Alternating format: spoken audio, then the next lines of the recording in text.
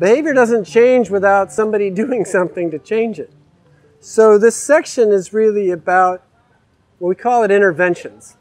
And it's about what do you do to change each one of those behaviors to make sure it happens all the way down to impact. Okay, now we want to, even if we have to get another piece of paper, map from each behavior, well, what are you going to do about it? How are you going to change it? How are you going to drive it? Usually the most important behaviors, somebody already has an idea, right? That's what their big idea is typically about. It's how to drive behavior that drives impact.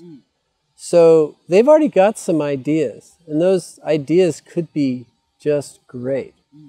And what we want to do is make sure they have an idea for everything. If somebody else is taking care of them, that's awesome. That's one less thing you have to do. But they have to happen. And that's your responsibility as a doer, is to make sure that the dots are connected all the way to impact.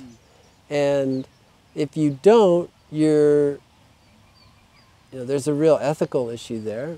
And more importantly, you're wasting your time. It may be that you've got one thing you do that actually influences several behaviors, but what I like to do is go map straight across and saying, this is all the stuff we're doing to drive this behavior.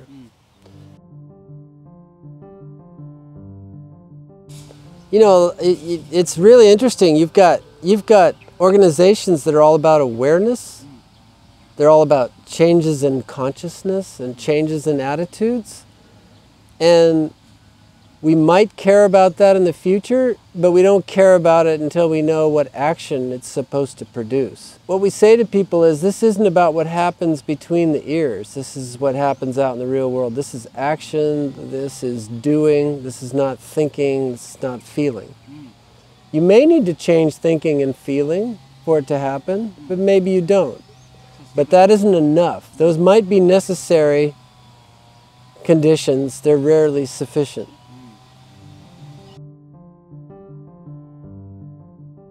So my likelihood that I'll complete an action is based on three things. One is, how do I feel about that action? How positively or negatively, how strong do I feel about doing it? What's the calculation I can make about doing it? What's the cost-benefit perceived? And then finally, how able am I to do it? Has it been made easy to do? Is it easier to do right than it is to do wrong? Let's say you want me to do something that I find disgusting. You're going to have to go to calculation and say, okay, I'm going to pay you $1,000 to do this 5-minute long disgusting thing. Moreover, I'm going to make it easy for you because I'm going to mask the smell of it and play really loud music to distract you while you do this disgusting thing. So I've at least cranked 2 dials to get over the fact that I can't actually change the fact that you think this thing is disgusting. Now, if it's a real behavior in the real world, I'm going to try to tweak it so it doesn't disgust you, that maybe it delights you. I'm going to aim at something positive if I can, negative if I have to. Then I'm going to tweak the calculation to make sure that it's clear to you that it's in your best interest to do it. But you have to have the conditions so it can happen and the motivation that it will happen. And then I'm going to get toward this continual holy grail of, can I make it easier to do than not to do? Let's look at Inyenyeri again. We're going to pair all of the behaviours with the interventions that make those behaviours happen. So first, they've got to get a stove. The intervention is to give them a free stove. Simple. To ensure they get the fuel, there's a payment plan for fuel pellets, and they bundle the cost of the good stove into that. To ensure people use it exclusively, they actually give them as many stoves as they'll use, and this avoids stacking like 2 coal stoves next to 1 clean burning stove. To help them to start the stove right, they ensure it can be started outside, and the design of the product has handles that makes it more portable. To make sure it's ventilated enough, they design it with a ventilation hood.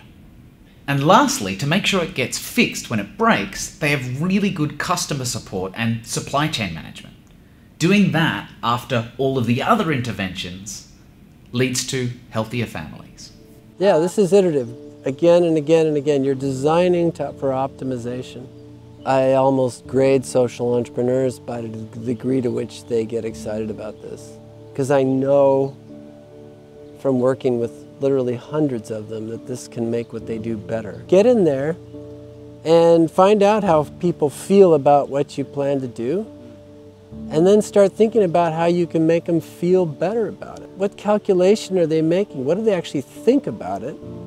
And how can you make that better? See how hard or easy they see it to be. Figure out how you can make it easier.